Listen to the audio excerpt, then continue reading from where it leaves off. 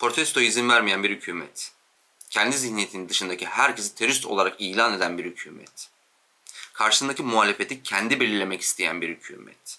Dini kullanarak insanları manipüle eden bir hükümet. İşte bu ekibimizin İranlı yönetmeni Kimya Sarabadani'nin Mahsa Amini protestoları için kaleme alıp yönettiği kısa filminin öyküsü. Zamanında korkuları dolayısıyla bu filmi yayınlamaktan vazgeçti. Ben sorumluluğu üzerime alarak bu filmi yayınlamaya karar verdim. Çünkü tarih tekerrürlerden ibarettir. Böylesine bir zulmü hiçbir toplumun yaşamaması için sanatçıların bir duruş sergilemesi gerekir. Bu film bir şeyleri değiştirir mi bilmiyorum.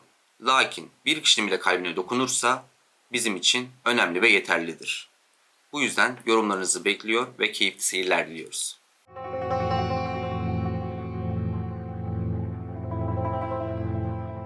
نگذار این گونه بگذرد روزگار، نگذار این گونه ظلم کنند بر ما. بیا بیا و نشانه امیدم شو ای گل برفی، دست در دست هم رسم کنیم تابلوی تاریخ را. اکنون زمان نشستن نیست، برپا خیز و نشانشان ده که هستیم ما.